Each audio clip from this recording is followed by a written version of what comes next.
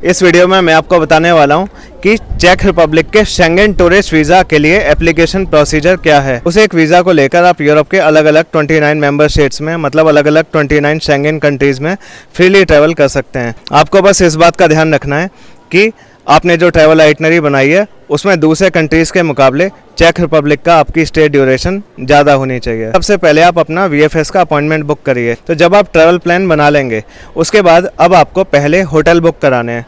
Hotel आप booking.com या Agoda जैसी ऐप्स से करा सकते हो या किसी भी और ऐप से।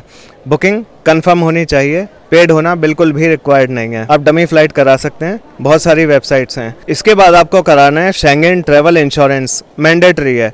कम से कम $50,000 US का सम इंश्योर्ड होना चाहिए पर पर्सन। अगर आप जॉब करते हैं तो आपको अपनी जॉब से NOC लेना होगा आपकी छुट्टियों के लिए। दूसरा, आपको अपनी जॉब से लास्ट 3 मंथ्स की सैलरी स्लिप लेनी होगी और जो आपको जॉब का अपॉइंटमेंट लेटर मिला होगा ज्वाइनिंग के टाइम वो लगाना होगा। अगर आप सेल्फ एम्प्लॉयड हैं तो आपके बिजनेस का रजिस्ट्रेशन होना चाहिए, कोई सा भी रजिस्ट्रेशन चलेगा। आपको लास्ट के 3 साल का इनकम टैक्स रिटर्न का एक्नॉलेजमेंट भी लगाना होगा। फिर लास्ट के 3 महीने की चाहिए आपकी बैंक स्टेटमेंट।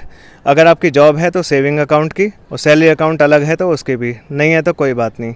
और अगर आपका बिजनेस है तो आपके सेविंग अकाउंट की भी, और अगर आपका करंट अकाउंट है तो उसकी भी लास्ट के 3 महीने की स्टेटमेंट। कवर लेटर के माध्यम से ही आप वीज़ा ऑफिसर को अपनी बात समझाएंगे कि आपको ज़्यादा से ज़्यादा सोशल और इकोनॉमिक टाइज बतानी है। आपको ट्रैवल आइटनरी में क्या लिखना है, जो ट्रैवल प्लान आपने शुरू में सोचा था ना, उसी को बहुत ज़्यादा डिटेल में आपको लिखना है। ट्रैवल आइटनरी में आप जिन जगहों को भी दिखा रहे हैं उन जगहों की एक लॉजिकल सीक्वेंस बननी चाहिए और हर सिटी में आपको सफिशिएंट टाइम देना चाहिए। इसके बाद आपको चेक रिपब्लिक का वीज़ा एप्लीकेशन फॉर्म भरना होगा। ये एक ऑफलाइन एप्लीकेशन फॉर्म है जिसे आप VFS चेक रिपब्लिक की वेबसाइट से डाउनलोड करके भर सकते हैं। अगर आपके साथ आपके बच्चे जा रहे हैं, वाइफ जा रही हैं और आप उनको स्पॉन्सर कर रहे हैं तो आपको उनके लिए एक स्पॉन्सरशिप लेटर भी लगाना होगा, लिख के साइन करके।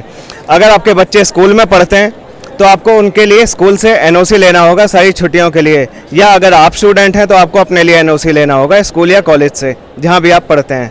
फिर अगर आप मैरिड हैं तो मैरिज सर्टिफिकेट लगाएं। अगर आपके बच्चे भी हैं तो उनके बर्थ सर्टिफिकेट की भी कॉपी लगाएं। जो भी एप्लीकेंट हैं, चाहे आप हों या बाकी, सभी लोग अपनी पासपोर्ट साइज़ फ़ोटो कराएं 3.5 × 4.5 सेंटीमीटर डायमेंशन की। वाइट होना चाहिए उसका बैकग्राउंड और 80% एरिया में फेस आना चाहिए। पासपोर्ट ओरिजिनल में जमा होगा। आपकी जो रिटर्न की डेट है यूरोप से लौटने की, उसके बाद कम से कम 3 महीने के लिए आपका पासपोर्ट वैलिड होना चाहिए और पासपोर्ट की जो फोटोकॉपी है वो भी आपको लगानी है। इन सारे डॉक्यूमेंट्स को लेकर आपको जो अपॉइंटमेंट वाला सिटी, डेट, टाइम और एड्रेस आपने बुक किया था वहाँ पे जाके आपको जमा करना है। अगर आपको मुझसे शेंगेन वीज़ा की फाइल रेडी करानी हो तो आप मुझे कॉल कर सकते हैं।